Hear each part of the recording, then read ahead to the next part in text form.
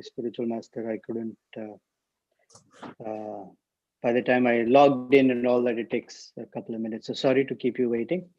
Let's start. Om Ajnana Timirandhasya Jnananjana Shalakaya Chakshurunmilitam Yena Tasmai Shri Gurave Namaha Shri Chaitanya Manobhishtam Sthapitam Yena Bhutale Swayam Rupa Kadamahyam Dadati Swapadantikam Vancha Kalpatarubhyascha Kripa Sindhubhya Evacha Patitanam Pavanebhyo Vaishnavebhyo Namo Namaha Jai Shri Krishna Chaitanya Prabhu Nityananda Shri Advaita Gadadhara Shivasadi Gaura Bhakta Vrinda Hare Krishna Krishna Krishna Hare Hare Hare Rama Rama Rama Hare Hare Kujantam Rama Rameti Madhuram Madhuraksharam Aruhya Kavita Shakham Vande Valmiki Kokilam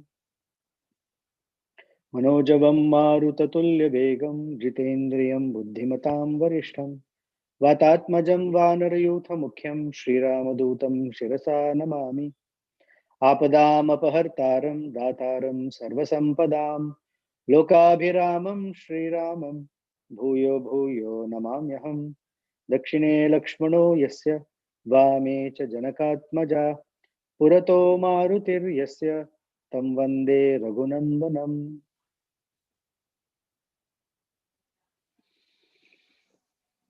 So we are going to hear about Shurpanakha.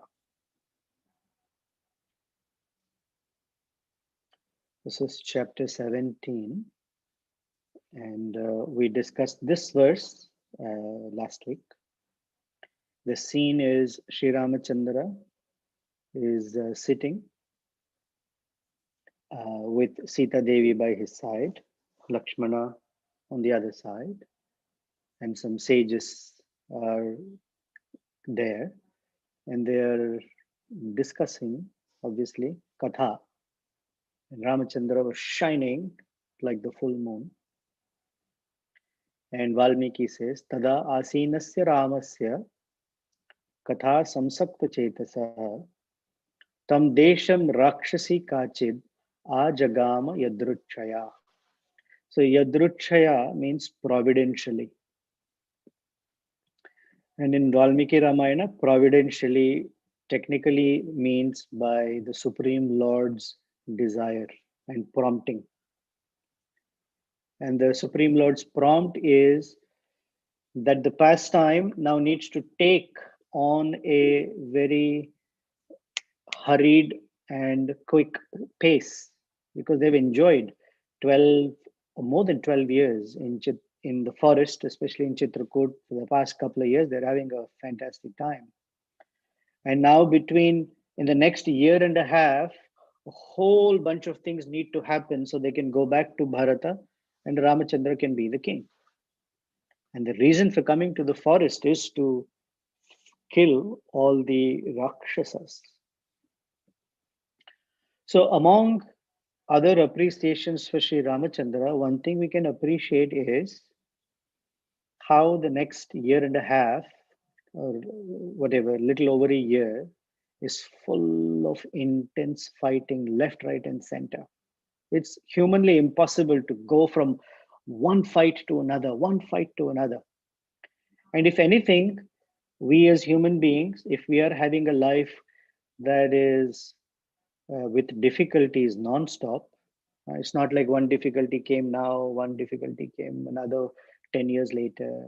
It's different from difficulty after difficulty, challenge after challenge, life-threatening demons, rushing to fight and having to sort all of that and not lose even an atomic fraction worth of character. That is Ramachandra. Now, someone may say, at my stage of bhakti, it's not possible. Yeah, nothing is possible like what Sri Ramachandra does. But what is possible, or at least the hope or the lesson is that we take strength from such lessons that even the Supreme Lord, when he comes to this realm, in one sense, goes through these difficulties to show us that human beings, yes, go through difficulty, but it is their inner character that will always come for their protection and for them to succeed. And we may have to have a question, or at least I'm questioning, what is inside? Do I have what it takes? Of course, today the answer is no. And therefore, that sets me forth on building it. Okay. So that's sort of the overarching lesson or principle here. So here he says, Tam Desham Rakshasi Kachid Agajam. In that area, this Rakshasi appeared. Satu Shurpanakha Namaha. Her name was Shurpanakha. Dashagrivasya Rakshasah Bhagini. She was the sister, Bhagini of Dashagriva, Ravana, the 10-headed Ravana, Rakshasah. The Rakshasa called Ravana. Rama Masadya, when she approached Ramachandra, he appeared to her like Dadarsha Tridashopamam. He appeared like a demigod to her, which means the idea of Tridasha Upamam. Tridasha means 13. 30 actually.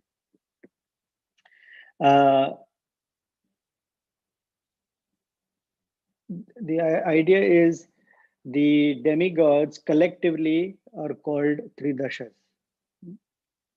And Upamam means like or similar to. Ramachandra appeared like a demigod, which means effulgent, brilliant, poised, and very attractive. So the very statement tells us that Shurpanaka has this intense lusty or conjugal feeling for Ramachandra. And this is how she saw Ramachandra. Deeptamanasya cha Mahabahum Padma Patraya Ikshanam. Very long arms, Mahabahum, and strong arms. Deeptamanasya, effulgent, brilliant. Padma Patraya Ikshanam, eyes like lotus petals. Gajavikrantam. If you were to move, it would be like a big, magnificent elephant moving. They say that an elephant walks very gracefully. So, Gaja Vikrantam Gamanam. Then, Jata Mandala Dharinam. With hair tied up in Jata. Sukumaram. Very, very delicate, as if you were to touch, he would wither away. Like a lotus is, or a very delicate flower is. Mahasattvam. Very, very saintly in appearance. Parthiva Vyanjananvitam. He seemed like he was the king. All aspects about him was kingly, Parthiva. We say the word Parthiva comes from Prithvi. One who is the ruler of Prithvi is Parthiva. Ramam Indivarashyamam. She saw Ramachandra as colored or hued like a blue lotus. Indivara Shyamam. Kandarpa Sadrusha Prabham. And he had this glow around him that was very attractive, like the glow Cupid has, Kandarpa. Yeah, we see about Krishna also. Kandarpa Koti Kamaniya Vishesha Shobham. Same personality. So extremely handsome that even Cupid would fall shy in front of him. Babhuva Indropamam Društva. He was glowing like Indra. Društva Rakshasi, when she saw Ramachandra like that, Kama Mohita. She was taken over by lust for him. She wanted to enjoy the body of Ramachandra because such captivating beauty she had never seen. Now one may say, well, how much, suppose your teenager tells you, I've never seen anything like this in my whole life. You might chuckle and say, well, you're only 16 or 17. That's not much. But what is Shurpanaka's age? Approximately 55,000 years. Because Ravana is about 60,000 years himself. So she's very old. So she has a lot of experience. And in her entire experience, she's never met a person as good looking, well built, well proportioned, everything in its perfect, everything in its heightened perfection, in perfect proportion, glowing like this. She has never seen someone like that. So she became completely struck with love for him. And we take the position of audience, and Valmiki is doing a little compare and contrast. So this is the hasya rasa, the humor in the Ramayana beginning. So here carefully, as you'll see, two words that are juxtaposed will mean opposites. Okay. Sumukham, Durmukhi. He is very, very pleasing in his facial appearance. Durmukhi, she has a contorted, distorted face. Ramam Vritya, Ramam Vritta Madhyamam Mahodari. Vritta Madhyama. Vritta means actually he has no waist. It is very slim. And Mahodari, she's pot bellied. Vishalaksham, he has very big eyes. Virupakshi, her eyes are all completely gone out of shape. Sukesham, his hair is very beautiful, curly locks of blackish hair that is tied up and a little, I guess, bangs on the side. And Tamra Murdhaja, but her hair was Tamra, copper colored. Priya Rupam Virupa Sa. So Priya Rupam, Ramachandra's form is very attractive and pleasing. Virupa, she is distorted. Her shape, she's out of shape. Let's put it that way. She's out of shape. Suswaram, Ramachandra's speech is very sweet, melodious. But her speech, Bhairavaswara, like that, at least how we see on TV. Bhairavaswara. Ramachandra is Tarunam, and she is Daruna Vriddha. She is very old. He's very young, she is very old. Ramachandra is Dakshinam, Dakshinam Bhashana. That means right winged. Ramachandra is very docile, respectful, speaks in a very straightforward way, and she is Vama Bhashini. She speaks in a crooked way. She's left side stuff. She speaks in a crooked manner. And Nyaya Vrittam. Ramachandra is very logical and very moralistic. Sudurvrata Priyam. Sudurvrata. She has no morality at all. Priyam, Apriya Darshana. One looks very pleasing in his countenance, and she is very displeasing. Then she says, Valmiki says, Shariraja Samavishtha Rakshasi Ramam Abravit. Shariraja means Cupid, one who is devoid of a body. One of the names of Cupid is Kandarbha, another name is Ananga, and Shariraja. So Shariraja Samavishtha, he appeared to her, this is Cupid. So I usually say, when someone is struck by Cupid, they behave stupid. Right? It's like that. Rakshasi Ramam Abravit. She spoke to Ramachandra. So she's a little confused. While she's love struck, she's confused. She wants to know Ramachandra's identity. So she says, Jati tapasa rupena. You have hair matted in locks. And when I look at you wearing tree bark like a tapasa, like a ascetic, tapasa rupena, you have the form of an ascetic. But Sabharyaha, but you're with a wife. What kind of a vanaprastha are you that your wife is with you? And Shara Chapadhruk, you're also carrying bow and arrow. Now, either you are a Kshatriya or you're a Vanaprastha, but you have a wife, you have weapons with you, your identity is very confusing. And she says, Agataha tvam imam desham katham rakshasa sevitam. What makes you come and live here in Janastan area? This place is completely enjoyed by Rakshasas, Rakshasa Sevitam. Kim agamam krutyam tetatvam akhyatum arhasi. So why are you here? Please tell me. I inquire from you.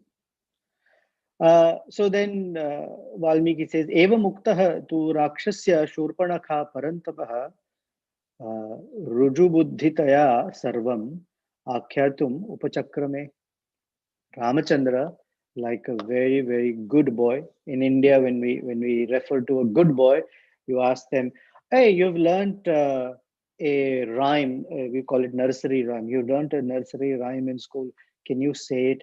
The child sounds like this: "Twinkle, twinkle, little star, how I wonder what you are." In a very obedient manner. So here it says, "Riju Buddhayataya." Ramachandra also stood like this and said, there is a king called Dasaratha, very, very amazing king. I am his eldest son. My name is Rama. Okay, people know of me by the name Rama. Here is my brother Lakshmana. Okay, and he's my younger brother. And Iyam Bharya cha Vaidehi. And this woman here is my wife by the name Vaidehi. She's princess of Videha. Mama Sita iti Vishruta. And she's famous by the name Sita. And he says, I was ordered by my father for the sake of his promise to live the life of an ascetic in the forest for 14 years. So I have come on the order of my father and my mother to live here and enjoy the forest life for 14 years. Then Rama said, I desire to know about you. Tvam tu vedutum ichchami, kasya tvam ka asi kasya va. So what brings you here? Hmm? And here is the little sarcasm or humor in Ramachandra's way of speaking. He says, "Tvam hi tava manogyangi." Angi is limbed. Your limbs are manogya. They are very charming to the mind. Rakshasi pratibhasi mein. Although you're a Rakshasi, you have a very good looking features about yourself, Manongi. And whose wife are you? Whose daughter are you? You have a very charming personality. Can you tell me about yourself? And what is the reason you're here? So when Ramachandra spoke to Shurpanaka like this, that you have a very charming body, whose daughter are you? Whose wife are you? Someone's wife? What are you doing in the forest? She completely melted for Ramachandra. Oh, he's interested in me. Valmiki says, Madana Ardita. Ardita means to become moistened or wet. Madana, she became complete, her heart melted out of lust for him. And he says, she replied, Shruyatam Rama Vakshyami Tattvartham Vachanam Mama. Please listen, O Rama. She's now reciting the name of Ramachandra also. Shruyatam Rama. I'm going to speak to you. She says, Aham Shurpanakha Nama Rakshasi Kama Rupini. I have the ability to change form according to my desire. I can be however beautiful you want me to be. Aranyam vicharami idam eka sarva bhayankara. I alone traverse this entire fearful forest and I cause fear in the hearts of everyone as I roam about here. And now she is giving her introduction because sometimes when people are introduced, it's called you throw a few names to say that, oh, it's connected, well connected person. Yeah, sometimes when you're, uh, let's say when I'm introduced, oh, he has given a TEDx talk. Oh, oh, must be really, someone. Hardly means, but you throw that because then it's special. He knows, oh, he is such and such person's brother-in-law, such and such person's son-in-law. Shurpanaka's introduction is Ravano nama me bhrata. Yadite shrotum agataha. Have you heard my brother's name? Ravana. Because generally, when someone hears the name of Ravana, everyone quivers in fear. So she says, I'm well connected. Ravano nama me bhrata, my brother. Yeah? And what is this Ravana? Viro Vishravasah Putraha. He is the son of Vishravas. Yadite Shrotum Agataha. Have you heard? I don't know if you ever heard of Vishrava or if you ever heard of Ravana. And then I have another brother, Pravruddha Nidraha. He's expert at sleeping. Sada, always sleeping. Kumbhakarno Mahabala, but he's very, very strong. And then I'm sorry to say, I have another brother, not so really good. We don't like him. He doesn't have good qualities. Vibhishana tu dharmatma natu rakshasa chestita. We have another brother, Vibhishana. Too good. Yeah, nice boy. He has no rakshasa mentality. Prakhyata viro charane bharataro kharadushanao. Plus, I have cousins. In India, everybody is cousin. However distant they are, they're all cousins. So she says, I have two other brothers, Ranau, Bhratarau, two of them, Kharadushanau. And they're very famous as very Viro, very, very virulent, strong persons. And she says, Tan aham samatikranta rama. And she says, in fact, I am better than both of them. Tamaham samatikranta rama tva purva darshanat samupeto asmi bhavena bhartaram purushottamam. And I'm noticing, Ramachandra, that you are Purushottama. You're the best among humans that I've ever met. Of course, we can read between the lines, which we're supposed to. She has taken the name of Ramachandra. She has talked about Ravana and Kumbhakarna as very powerful, fierce demons, but she has glorified a Vaishnava, Vibhishana, as Dharmatma. And she said, no Rakshasa Chestita, he has no Rakshasa mentality. So Vaishnava Seva. And then she says, I'm also very great, but as far as you're concerned, Purushottama. So the hidden meaning is Purushottama means I see you as the supreme personality of Godhead. I'm very attracted to you. Her attraction is mixed with the Rakshasa mentality. So it is not Anukulena, as we see here in Nectar of Devotion. And she says, Aham Prabhava Sampanna Swachahadam Balam Gamini. I am endowed with so much strength and so much power. She says, Chiraya Bhava Bharta me Sitaya Kim Karishyasi. Chiraya Bhava Bharta. You and I can be a wonderful couple. You can be my husband for a very, very long time. And what can the Sita give you? She's just a petty human being. Sitaya Kim Karishyasi. What can she do?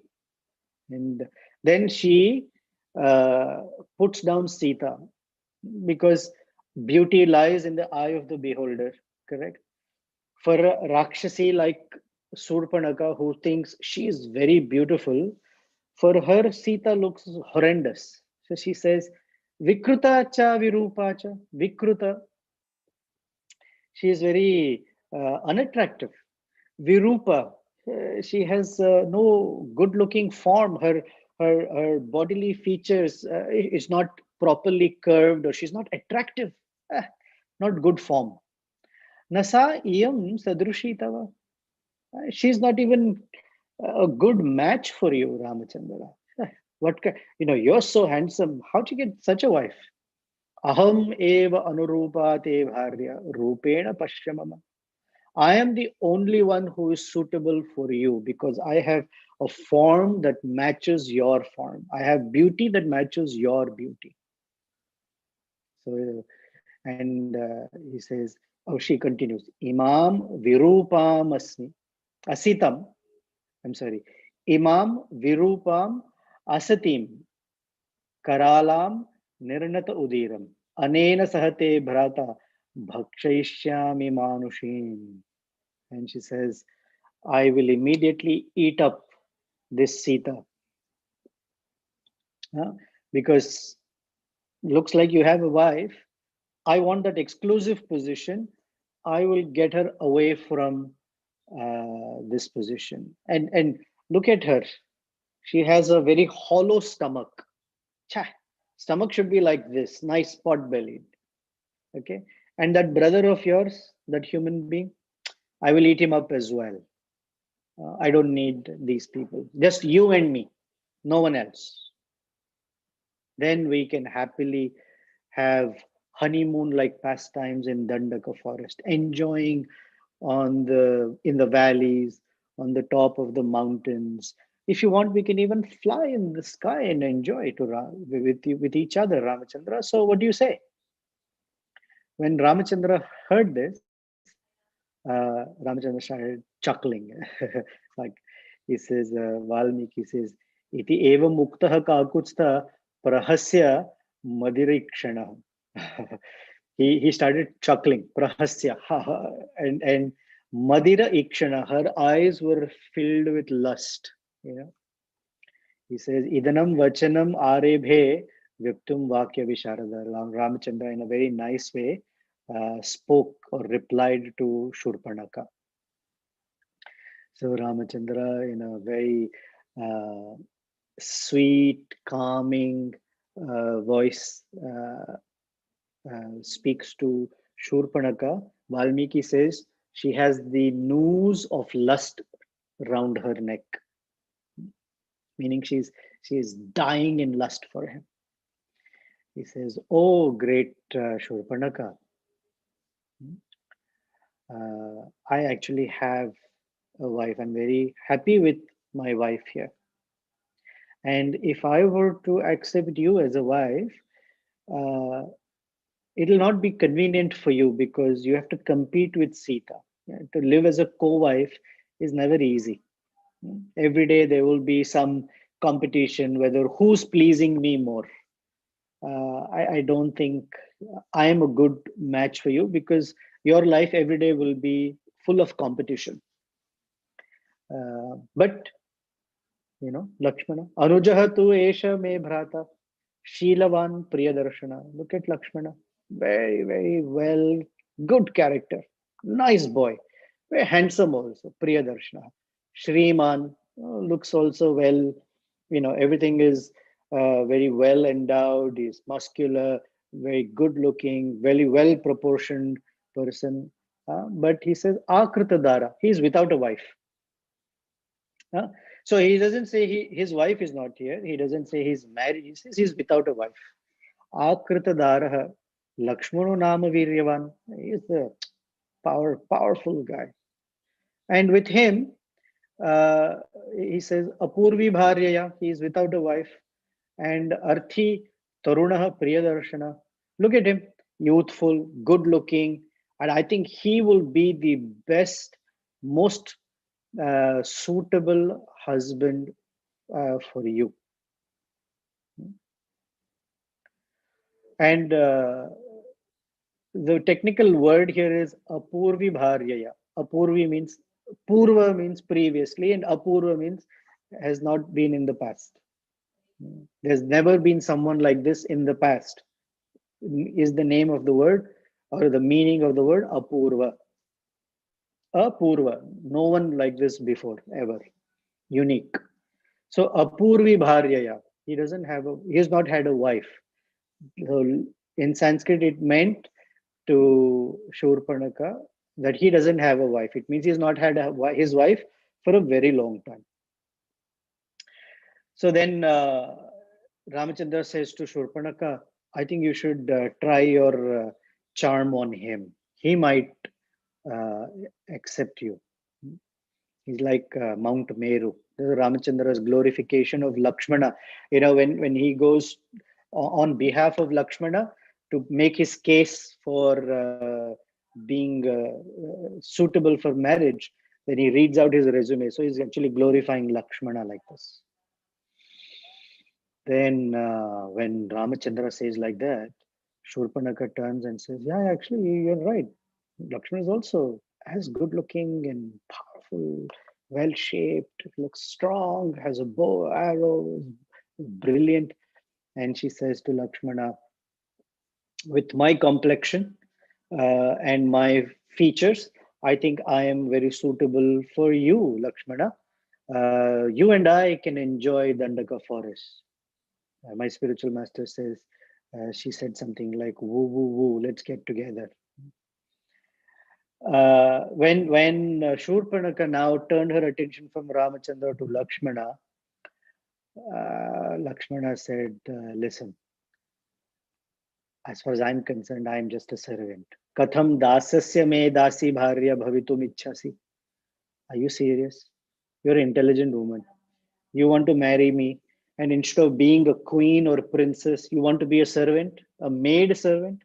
So aham aryena paravan bhrata kamala varnina. Look at him. He is so handsome like a lotus flower. Look at me. I'm a servant. If you marry me, you will have to serve both of them, washing pots, washing clothes, drying them, carrying all this luggage. I'm doing this for so many years. You will also have to do it. At least there, you're competing with Sita to be a queen, right? At least you can enjoy. With me, you'll be a maid servant. You really want to take up the job of a maid servant? Are you serious? Uh, you know, and he says, with your beauty, you're only fit for Ramachandra, not for me. So, uh, see, this Shurpanaka became irritated. She went back to Ramachandra. And Ramachandra said, no, no, not me. Go back to Lakshmana. So this way, she was vacillating between the two, and either of them was sending her to the other. So she, after a few minutes of this going back and forth, she became very upset. And she said, what is this? You guys are just pushing me from here to there. I don't like this. I figured out all of this problem is because of this woman Sita here. Okay. And because this Sita is here, you don't think I can be a suitable wife for you. Although you look very handsome, your taste is not so great. I mean, your taste is for Sita, but look at me. But if she's the hurdle here, no problem. I can easily solve that problem. I will eat away this Sita in one moment. And she rushed towards Sita Devi. Okay. And as she was rushing towards Sita Devi, Ramachandra said to Lakshmana, whoa, whoa, whoa, Lakshmana, here, Krurya anaryai saumitre parihasa kathanchanaha na karya pashya vaidehim kathanchit saumya jivitim. Ramachandra says, oh, gentle Lakshmana, can you see? Can you take care of this situation? Sita Devi, Vaidehi, needs protection right now. In the presence of this demon, Sita is trembling because she is very delicate, like a petal of a lotus, and even a little bit of wind, and then she is shaking. So as soon as Ramachandra said this, Lakshmana very deftly, quickly pulled out his sword, held Shurpanaka back with his little finger, because one should not touch another woman. Uh, so he, especially a woman who's come in a very malefic or an ill-intended way. Lakshmana stopped her with his left finger, and with his right hand, in a one quick action, cut off her nose and ears so fast.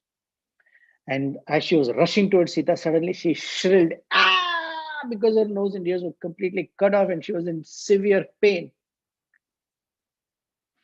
And angrily, she, when she got deformed like this, she ran away and she went back to Janasthana to report it to Khara.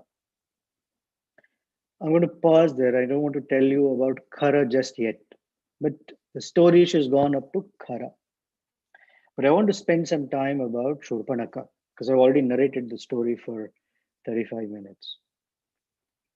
Shurpanaka, in Ramayana, there are three women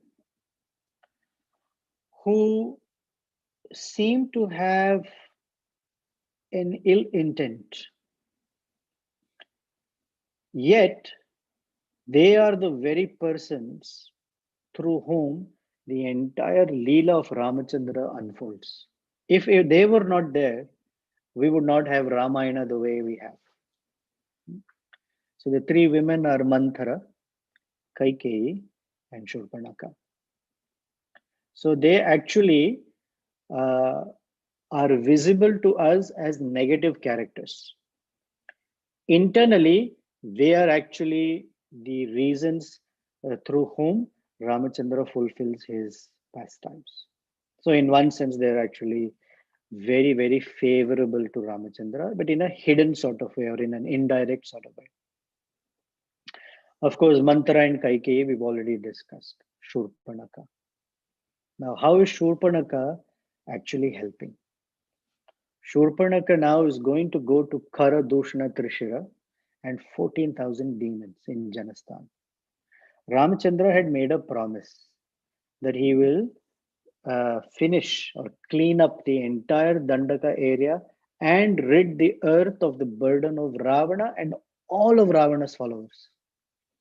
Kharadushna Trishira were like the local gang leaders that are connected to a minister somewhere. They do local gangster stuff. So they have a little gang of 14,000 demons.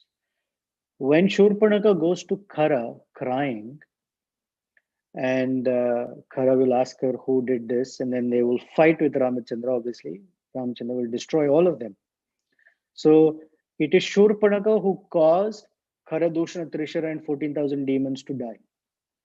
Then this Shurpanaka goes to Ravana and makes Ravana behave in a way that will create animosity between Ravana and Ramachandra.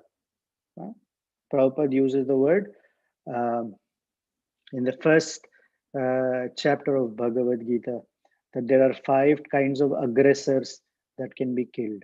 And one of the aggression is to kidnap someone's wife. So Ravana performs this aggressive act towards Ramachandra and Sita Devi. So there is now an enmity because Sita had warned Ramachandra. My concern is that you will fight with the Rakshasas without enmity. And Ramachandra says, no, I have already given a promise as a Kshatriya, I need to protect. And to add it to it, now there is enmity, right? Because Shurpanaka attacked Sita, and then Khara, Dushna will all come to attack Ramachandra, and then Ravana will also. So she is the cause for the entire destruction. Now, from the Acharya's commentaries, we now start reading between the lines. Between the lines is her name. Let's start with her name, Shurpanakha. So her name, it is described, has 3 parts when put together. So first part is Shurpa, Na, and Kha.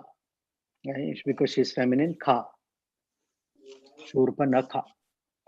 So Shurpa in Sanskrit means a winnowing basket.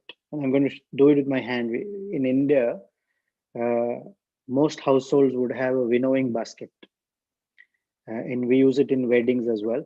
But a winnowing basket is where you will take rice that has come from the grocer or from the farm, because it's usually mixed with husk and chaff and stones, because that's how rice is harvested.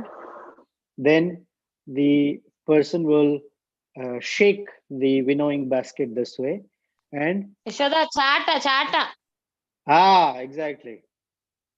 Will then blow air to remove the chaff. That is called a winnowing basket. In Sanskrit, it's called shurpa.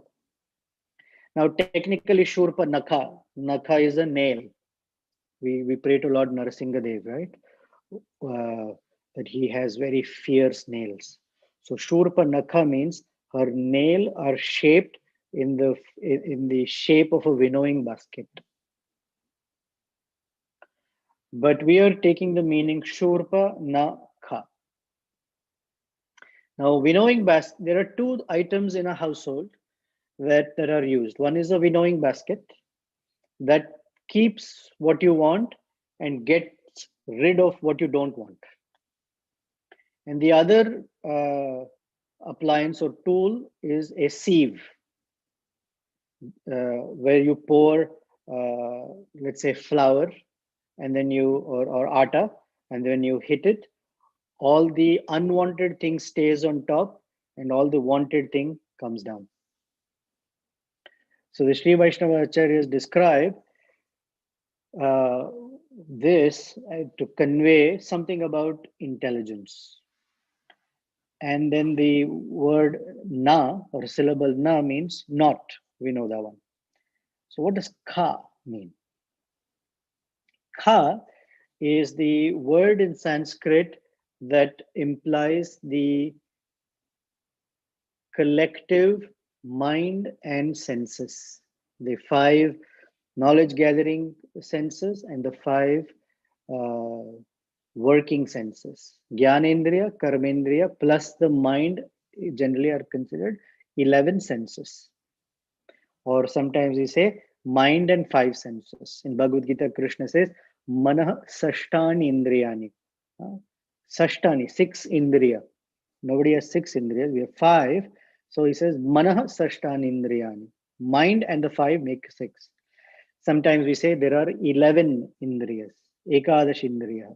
The mind and the 10 senses. So all of them put together is called Ka. So Na Ka means not the mind and the senses. So what is remaining is intelligence. So one may ask, where do we get the word Ka? What does it mean? Let's go to Bhagavad Gita, chapter 2, text number 14. Matra sparshastu kaunteya sitoshna sukha dukkhadaha. Right? Sukha dukkha. If I remove the su and the du, what remains is kha. And what does Krishna say? Matra sparshastu kaunteya. So the sense of happiness or distress comes from contact of the senses with the sense objects. So the senses are called kha. When the contact is pleasing, you put the prefix su. So you get sukha. When the contact is displeasing to the mind and the senses, you put the prefix dukh. So dukkha. So sukha or dukkha means whether it is pleasing to the mind and senses. Therefore, sparshastu, Krishna says it's only contact of the mind with its sense objects. So na kha means not the mind, it means intelligence. And intelligence is of two kinds. One is the intelligence where, like the winnowing basket, you keep the good stuff and you discard the unwanted stuff. That's what intelligence does. It discriminates, it distinguishes. Right? In Sanskrit, another meaning for such active intelligence is called viveka. So the winnowing basket is one type of intelligence that keeps what you want and discards what you don't want. And the sieve is the other kind of intelligence, the not so functional intelligence, that as you shake it, it holds on to the unwanted trash and lets all the good thing pass away. So material intelligence and spiritual intelligence. The material intelligence is like a sieve, and the spiritual intelligence is like a winnowing basket. We are meant to keep good things, we're meant to keep sattva or shuddha sattva things and discard the anarthas. And the sieve holds on to the anarthas and discards all the sattva, the good things. So Shurpanakha means a woman with good spiritual intelligence. However, in the externality of the pastime, when the way she behaves, we can't tell. She seems like she has animosity and she attacked Sita. But that is her role to where that inner intelligence, the spiritual intelligence has to be awakened. And that work Ramachandra leaves to Lakshmana, the spiritual master. And there, it's not that Ramachandra could not protect Sita Devi. He said, Lakshmana, Pashya, take care of this situation. So, as the spiritual master's role, Lakshmana with the sharp sword, and we'll talk about what the sword is. The sword signifies very, very sharp and precise instructions. And those instructions cut off Shurpanaka's nose and ears. The question is, why nose and ears? Why didn't they not kill Shurpanaka? It was not needed to kill her. So what is signifying here is, for a Rakshasi, the nose is the most prominent sense. She smells her food first. Oh, human flesh. For example, let's say we bake bread in the oven. And when the bread is ready, you open the oven door. You may be in another room. You may not see the bread, but the first thing you get is the whiff of it, the smell. Ah, bread. Ah, very nice, fresh bread. So the nose takes the mind towards enjoying that particular. And in a Rakshasi, that's the first thing. There's this sense of smell. So when Lakshmana cuts off her nose, Nashika, it is to indicate that the spiritual master's instructions are so sharp that they take our conditioned nature, is big, that he transforms our conditioned nature. Sometimes people say, this is who I am. I cannot change. That's not necessarily an accurate statement, because our that base nature changes slowly, but it is meant to change. If after practicing Krishna consciousness, our character has not changed, then something's not working. The baseline personality may remain, but the character naturally is evolved. So cutting off the nose is to give her, to help her get rid of her base nature. And cutting off the ears means the spiritual master stops the process of hearing garbage. Garbage means technically non-bhakti related sound vibration. And when that is cut, then the intelligence is awakened properly. So the way bhakti process is, we don't cut off, a spiritual master doesn't cut off the disciples' ears literally. What he does or she does is fills our ears with the sweet katha of Lord Ramachandra or Sri Krishna or Sri Chaitanya Mahaprabhu, and cuts the nose in the sense that the urge for searching for sense gratification is slowly minimized and mitigated, perhaps even eliminated. That's a long, but at least to start off, it is diminished by sense control, by methods of Vaidhi sadhana bhakti. We voluntarily take up to stay within certain boundaries of dharmic behavior. And that is what Lakshmana does.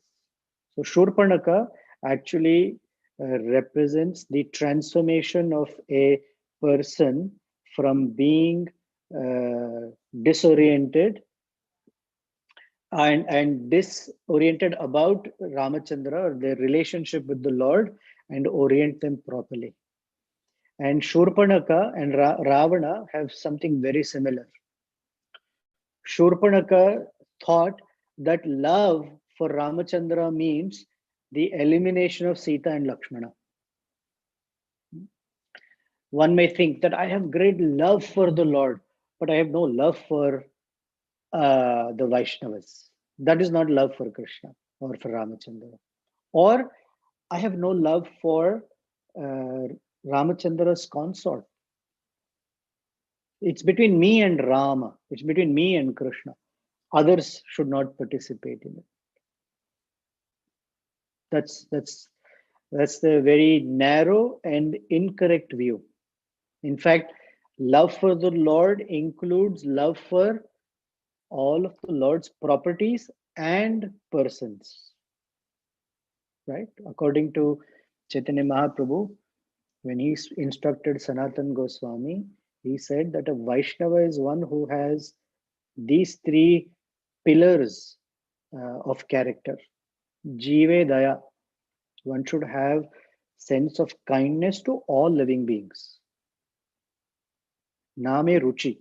One should have some taste, ideally full taste, but some taste for the name of the Supreme Lord. And Sevane. One should serve the Vaishnavas. Vaishnava Sevane. I'll read you the exact quote if you like. One second. I was just here 5 minutes ago. Yeah, there you go. Jive Daya Name Ruchi Vaishnava Sevana Iha Chara Dharma Nahi. Without these, there is no Dharma. Shuna Sanatana. Oh Sanatana, listen to me. These are the pillars of religion. Without this, one cannot be. And Shurpanaka wanted very intensely Ramachandra without Sita. Ravana wanted very intensely Sita without Ramachandra and Lakshmana. Therefore, they are brother and sister. They have similar, perhaps a little differing. Their attraction is to different personalities, but the basic intent is the same. They want either the property of the Lord, the Shakti, everything that belongs to the Lord without the Lord, or one wants exclusive the Lord and don't care about anyone else or anything else. Neither is good. And it requires Lakshmana to intervene and correct such disoriented mentality. So I'm going to pause here and see if there are any comments, questions, concerns, objections. Hare Krishna, Prabhuji. Please accept my humble obeisance. All glories to Srila Prabhupada Guru Maharaj. While you were narrating the story of Surpanaka, I was thinking of, my mind went to Putana's pastime. She was also a demon who approached the Supreme Personality of Godhead. And Krishna was very kind. He gave her the position of a mother in the spiritual kingdom. Did Surpanakha also receive any such elevated position? Yes. Shurpanaka in her next life becomes Kubja that Sri Krishna meets, takes perfume from her. She's happy to offer sandalwood, perfume, everything that, and there's a whole description of the different perfumes that she was carrying for Kamsa. Then he enters her house, lies down on her bed, and then continues on into Mathura.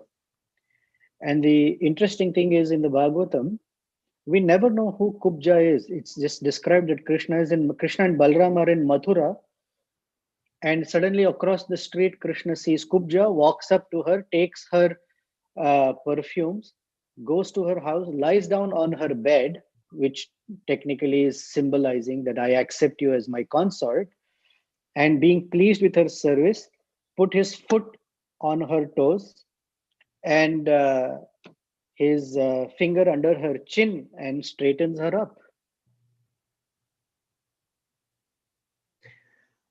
Thank you, Prabhu. She got straight in. Mhm.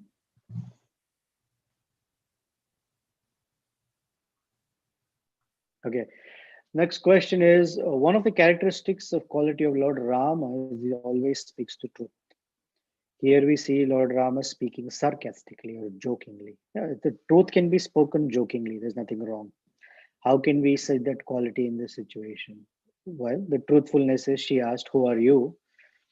And he didn't say, "I won't tell you who I am. Who are you first? I don't want to give out my identity." He says, "I'm Ramachandra, such and such," and gives his whole biography. And as far as the humor, it has place in it because in romance, there is place for joking, humor, and sarcasm. So it does not violate truthfulness.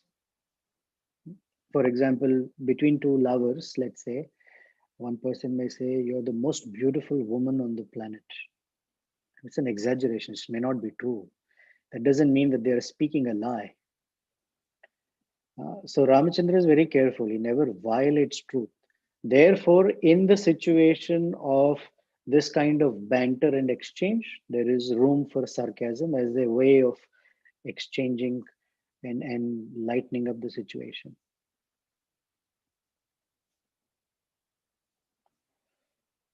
Okay, anything else? Hare Krishna Prabhuji, Dandavat Pranam. So, can I ask one question from previous lectures? Okay, hold on. Let's see if Sure, anyone Prabhuji. else has questions from today's. And otherwise, Sure, we'll Prabhuji. go a little back.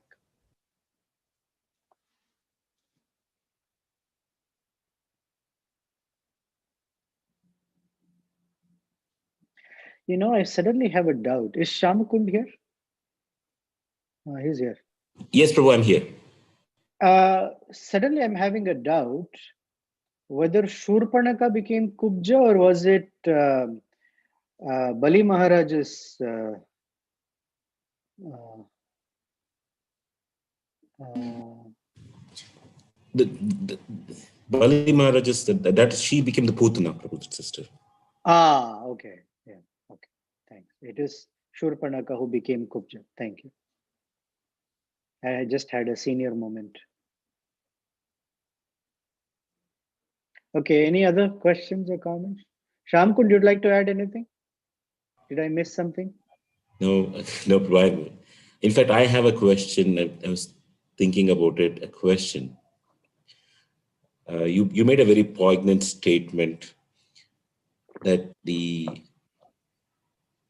impact of the spiritual master's uh, presence in one's life is there is some change.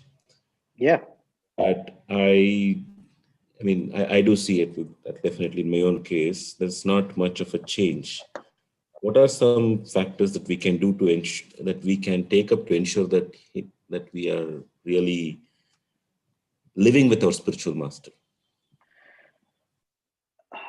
See, practicing the activities of sadhana bhakti is definitely one thing. As important is the application of what we are hearing and reading and contemplating. Because I've heard, I'm sure you've heard, our spiritual master say on many, many occasions that faith develops from application. So when we see philosophy, or when we hear or read philosophy, we have to apply it. I'm not saying you're not applying it. The more we apply, the more the teachings go from the externals to the internals. And the whole idea is internalizing these teachings. Whatever pace it may take, even if we have moved one fraction from the where we were before we met the devotees, that's great success because um, without that we were heading in the wrong direction fast towards the edge of the cliff. So yes, our practice of sadhana bhakti must have awakened some attraction to Vaishnava Seva, some attraction to the name, form, quality, pastimes of the Lord, some sense of kindness for another living entity. But now we recognize, oh, that living entity is suffering. Let's say someone used to eat meat, but they've stopped eating meat because it's now obvious to them, oh, some entity has to die painfully like that. No. So that's one aspect of Jiva Daya.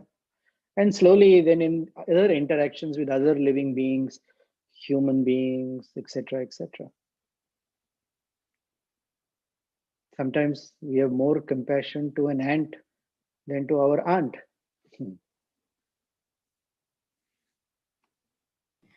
Very, very explicit, Prabhu. Thank you. Thank you, Prabhu.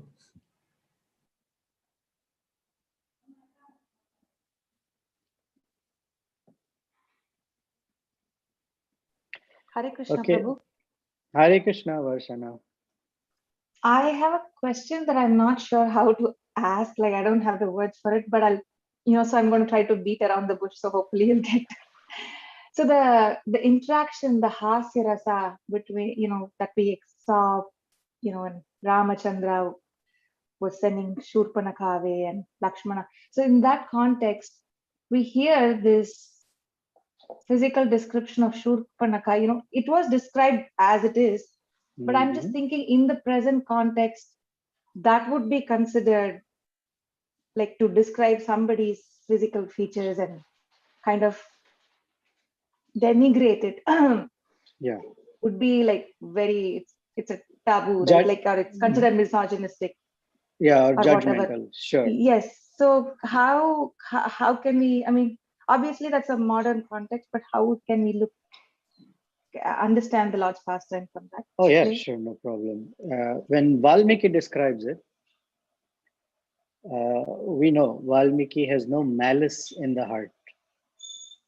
So from Valmiki's perspective, it is observation, right? In the language of non-violent communication, we categorize things into two buckets: observation and judgment, or labeling. So when we speak of observation, we speak of hard facts that we observe, and everything else we put in the bucket of labeling.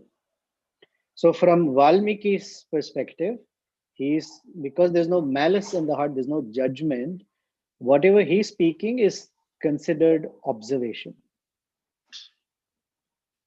And yes, it is part of the hasya rasa, because what is funny in this is her gross overstatement about herself. And so that's sort of the humorous thing here.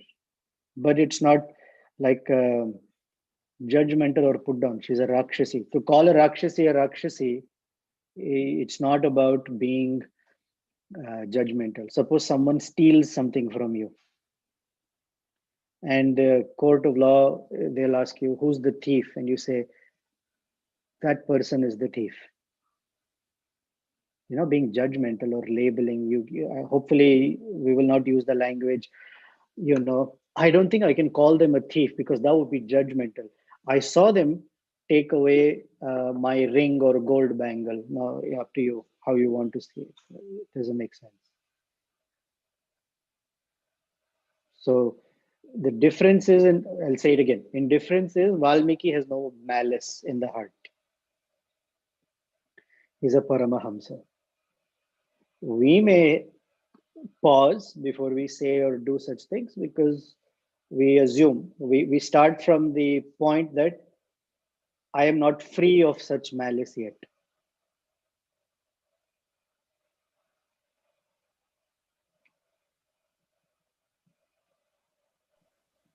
Thank you, Prabhu.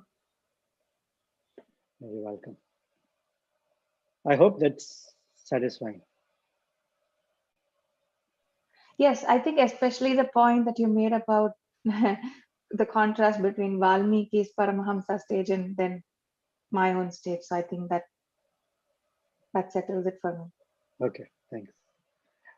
Anyone else? Otherwise, we'll go to Naveen's question from previous. Hare Krishna, Hare- Prabhu.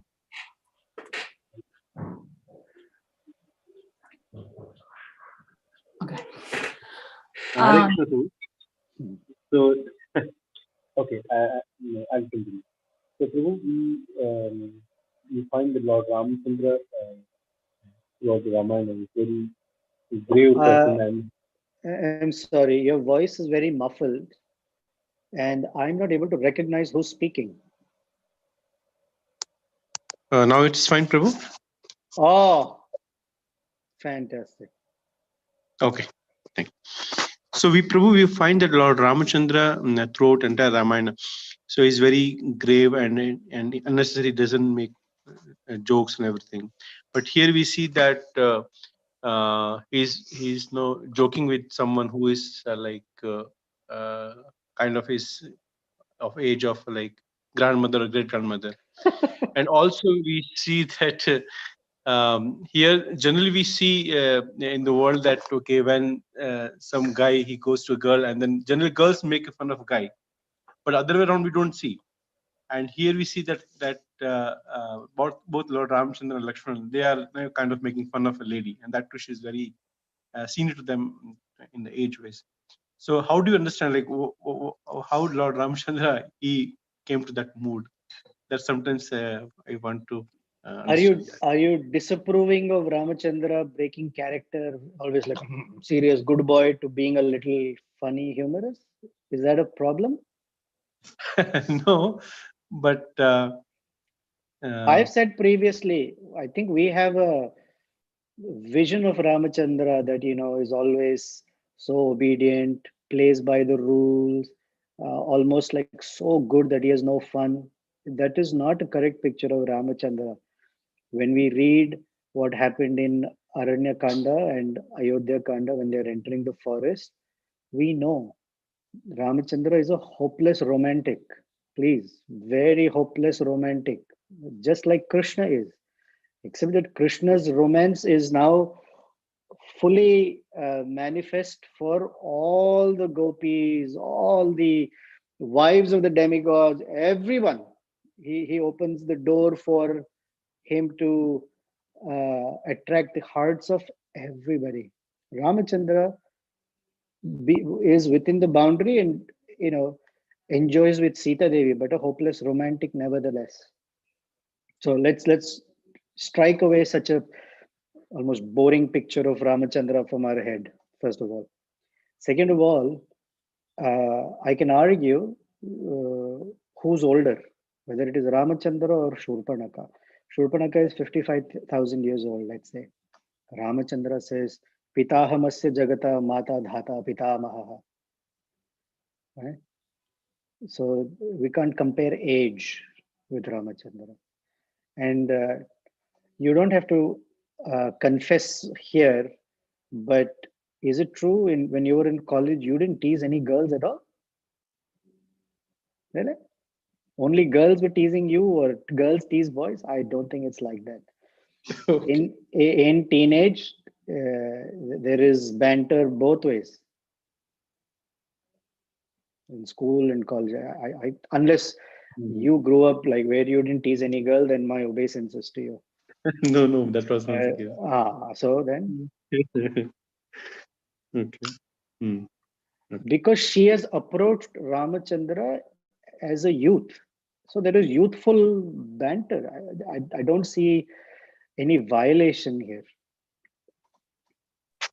Yeah. Yes, true. I think the very first point you made that. Okay. Anything else? Sri Radhika was waiting for him to say something. Prabhu, you I can't explained. hear you. I think you're muted. Hare Krishna. Prabhu, can you hear me I now? can't hear you, Sri Radhika. Is it my issue? Can everyone hear me? Yeah, I think I can hear Mataji, but maybe it's a problem. Yeah, in the chat it says that people can hear me.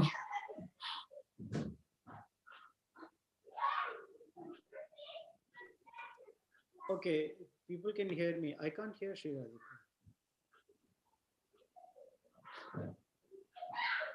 Can you hear me now? Oh, yes. Okay. You're full.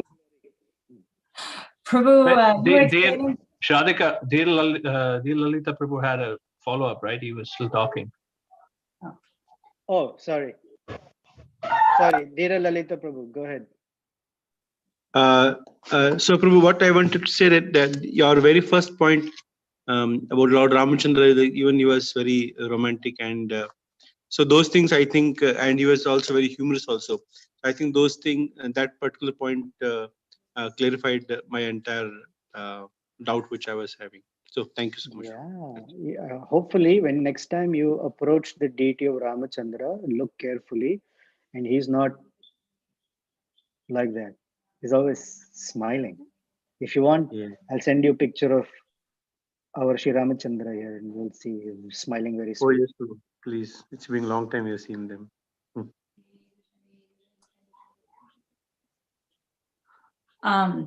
Prabhu, you were explaining how Shurpanaka, she seems very evil, but she really had an important role to play. Yes. And we also understand the same for Mantara, Kaikai, Ravana. So it almost seems like, is there really an absolute evil? Because even in Krishna's pastimes, all these demons seem to have a particular role to play. So are all these leelas just to, instruct us in the difference between good and evil, but there isn't really an evil when you look at it from the absolute sense? Yeah, there is no evil in the absolute sense. In the spiritual world, there is no evil person or evil. Krishna says, Mattah sarvam pravartate. And that is in the context of creation, that in the 10th chapter of Bhagavad Gita, Krishna says, everything comes from me. Then he gives a whole list of good and bad, evil and divinity, everything comes from me. I am the source of everything. Within the material sphere, because the material sphere is a sphere of duality. And therefore the spiritual world is called the world of Advaita. Not in the sense of monism, but Advaita means there's no duality there. This realm is of duality, which means you will find two divisions of mentalities or psyche in this world, and these dualities are by the modes of nature are always in conflict, and it is the mind that is always stuck between these dualities. You've heard Maharaj say binary processor, that it's always shuttling or toggling between these extremes of duality and somewhere in between, but it's still duality. So therefore, the sense of good and evil. In this world, we cannot, when we say good, by definition, it means absence of evil. So the sense of absolute good is not clear. So yes, within the material sphere, which is our only reality, both mentalities exist. And even though there is a relative evil in the material world, when something happens to us, let's say somebody really behaves, from a relative perspective, quite evilly, deviously, we're to see this as, Krishna is purifying us and Krishna is somehow bringing us closer to him. And what is Krishna teaching me through this? So, I don't know. I have no such experience that something has happened like that. But it all depends what's here to see what's out there. So generally, we say that we see the world from what's here.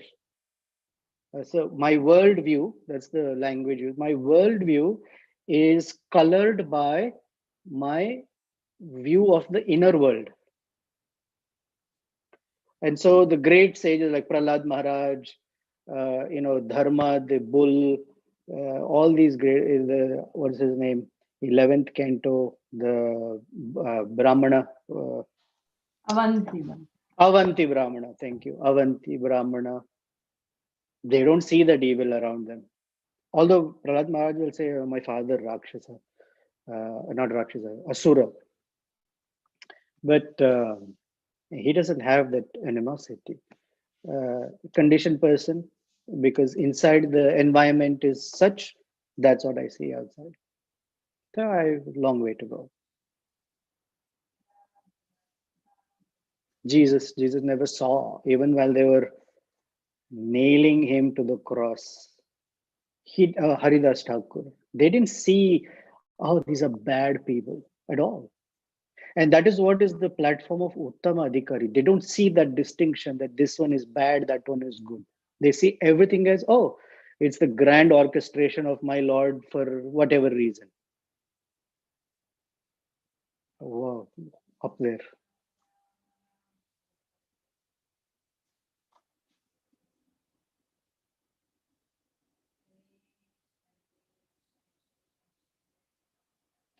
Okay, someone texted something healthy. Is that even healthy, though, to think like that in this life? We cannot artificially think like someone else. Huh?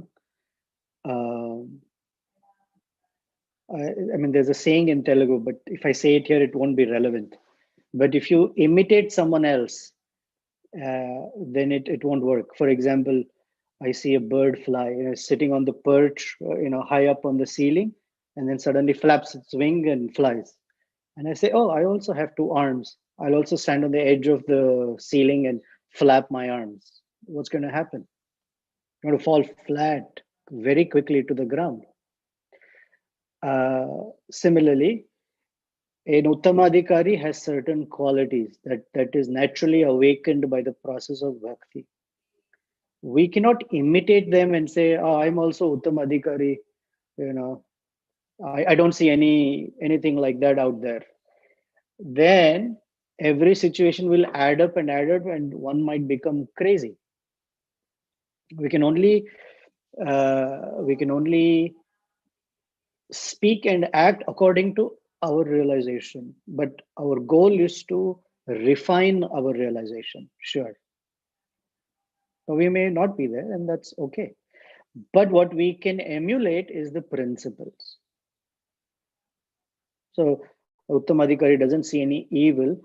I may see evil, I may feel like punching evil in the face, but at least bhakti teaches us that, hey, you've learned from Ramayana, you learned from Bhagavad Gita, you learned from Srimad Bhagavatam, Chaitanya, all these wonderful scriptures, Chaitanya Charitamrita, that before you punch, just take a pause, take your mind to the holy name, whatever, and see again differently.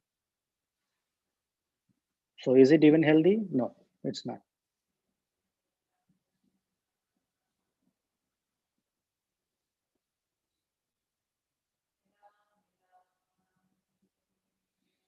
Okay, can we take Naveen? Is Shurpanaka married? Yes, or she's a widow right now, or in the past time, she's a widow. Her own brother Ravana killed Shurpanaka's husband. And we'll come to that story later. Naveen Agarwal, ask your question from past, and then we'll end because I've already gone way over time. Sorry. Yeah, Hare Krishna Prabhu. And those who want to, cut out and go on with life, please do. I will not be offended. I mean, I'm not offended even otherwise. But if you'd like to stay, you're welcome. If you'd like to go, please don't think that I'll have any issues. Not at all. Yes, go ahead, Naveen. Hare Krishna Prabhuji. So Prabhuji, this is from that second lecture, that introduction to Valmiki and Sita ji entry in Valmiki ashram. So I heard that Harita or Ratnakar, and when he took birth in hunter's family and he started killing and looting people, and then Saptrishi came and suggested him to chant the name of Lord Rama. And then when he started chanting Lord name, he did not move his body, and even he did not move his finger also. So I mean, he was so sinful. So how it can be possible that the one who is so sinful and who's starting uh, who's starting chanting the name of Lord Ram, uh, how uh, how can it be possible that he became so realized and he became so transformed? I mean, whenever I'm doing chanting, I mean, it's very difficult for me to focus on even on one mantra, and I mean, it's very difficult to sit at one place for entire 16 rounds. So I mean, for Valmiki, how it was possible? I mean, he did so many sins before that. So there are two verses. One is a famous one. Mukam karoti vachalam panghu langhayate girim yat kripatamaham vande Shri Gurum Dinataranam. The potency of the spiritual master cannot be rationally understood. It breaks the mold of rationality such that a dumb fellow can speak or a crippled person can langhayate, can jump over a mountain.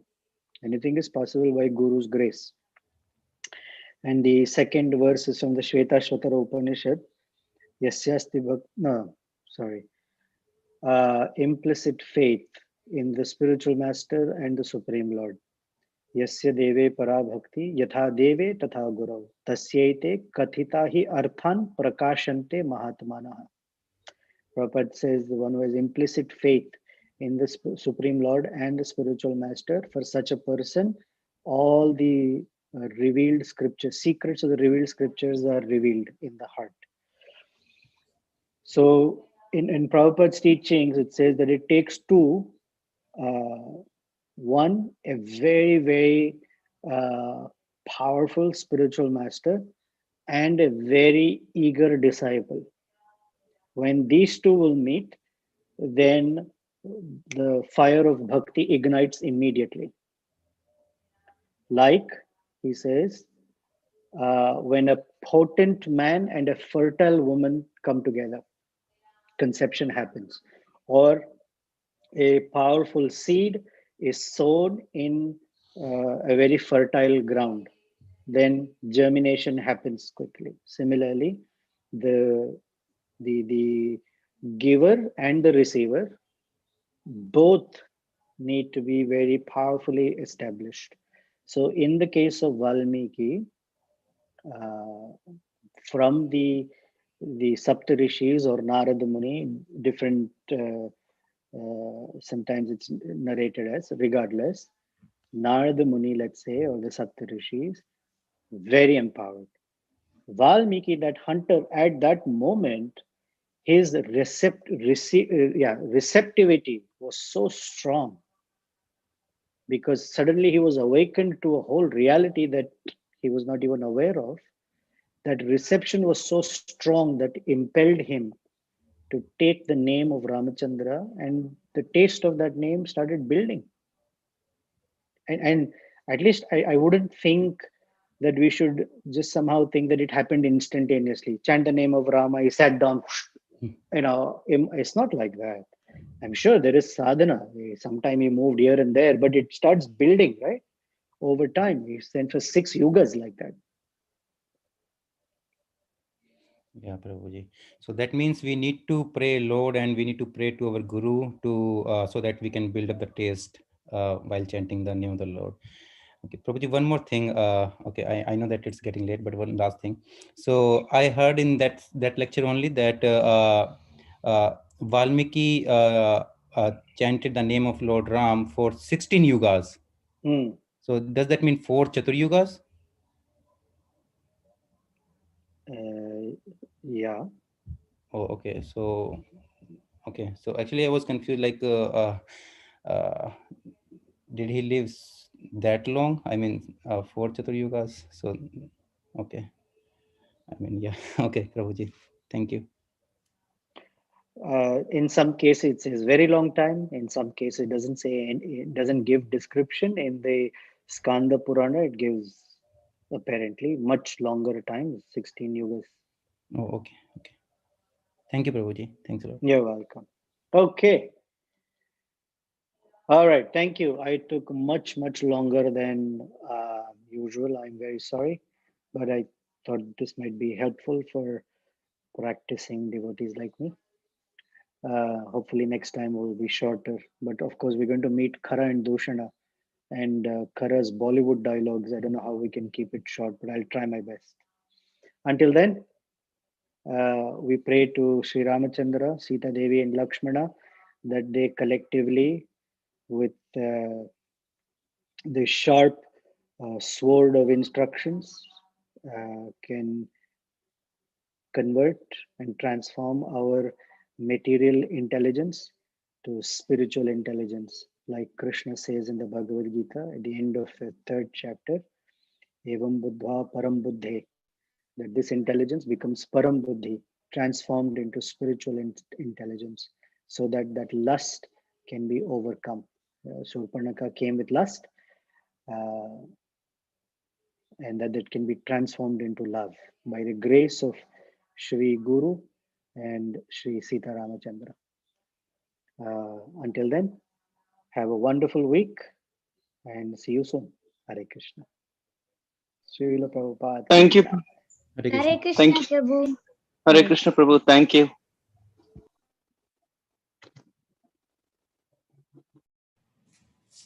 Hare Krishna Prabhu.